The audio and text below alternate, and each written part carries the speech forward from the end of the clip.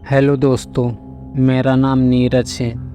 आज हम सुनेंगे एक हॉरर रेलवे स्टेशन की कहानी। तो चलिए कहानी में आगे बढ़ते हैं। कहानी में आगे बढ़ने से पहले फ्रेंड्स, अगर आपने अभी तक हमारा यूट्यूब चैनल सब्सक्राइब नहीं किया है तो सब्सक्राइब करें और वीडियो को लाइक और कमेंट करें। हमारा चैनल नया है, ऐसे ही प्यार बनाए रहें और हमें सपोर्ट करते रहें। तो चलिए कहानी शुरू करते हैं। एक गांव के बाहर एक पुराना रेलवे स्टेशन था, जिसे लोग भूतिया रेलवे स्टेशन के नाम से जानते थे।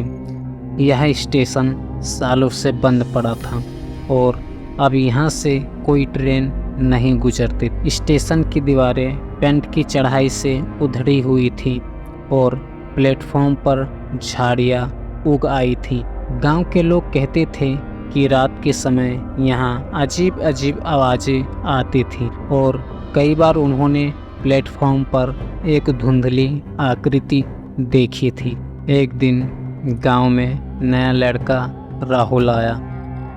राहुल एक साहसी और उत्साही युवक था, जो रहस्यों को सुलझाने का शौक रखता था। जब उसने सुना कि भूतिया रेलवे स्टेशन पर अजीब घटनाएं होती हैं, तो उसने तय कर लिया कि वह इन घटनाओं की तह तक जाएगा। रात को राहुल अपने साथ एक टॉर्च, एक कैमरा और कुछ बुनियादी उपकरण लेकर स्टेशन पर गया। अंधेरे में स्टेशन का दृश्य और भी डरावना लग रहा था। स्टेशन के प्लेटफॉर्म पर पहुंचकर राहुल ने देखा कि सब कुछ बहुत ही सुनसान था।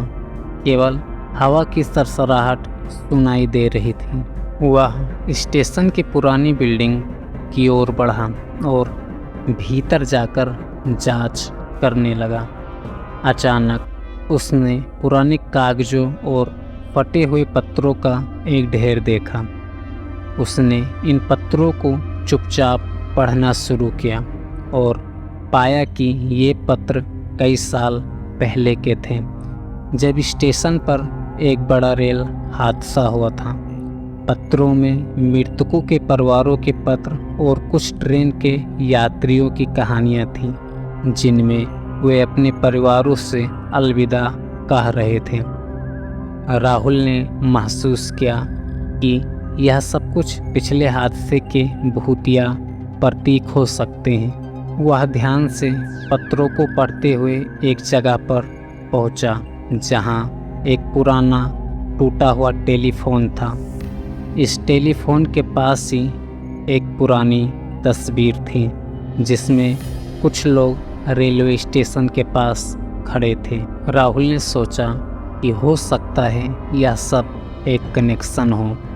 उसने गांव के बुजुर्गों से बात की और पता चला कि यह स्टेशन एक समय पर बहुत व्यस्त था, लेकिन एक दुर्घटना के बाद इसे बंद कर दिया गया था। दुर्घटना में मारे गए लोगों की याद में कोई भी यहाँ नहीं आना चाहता था और समय के साथ लोग इसे भूल गए थे। राहुल ने ठान लिया कि वह इन लोगों की याद को सम्मान देगा। उसने स्टेशन के प्लेटफॉर्म पर साफ सफाई की और पुरानी तस्वीरों को पुनः स्थापित करने का निर्णय लिया। उसने गांव के लोगों को भी मदद के लिए बुलाया और साथ मिलकर स्टेशन को एक सम्मानजनक रूप देने का काम किया। अब भूतिया रेलवे स्टेशन पर अब हर साल एक स्मृति सभा आयोजित होती है। लोगों ने इसे एक ऐतिहासिक स्थल के रूप में देखना शुरू किया और यहाँ पर श्रद्धांजलि देने आने लगी। स्टेशन की पुरानी गाथा एक नई शुरुआत की ओर इशारा कर रही थी और राहुल की साहसिकता ने उसे एक नई पहचान दे दी।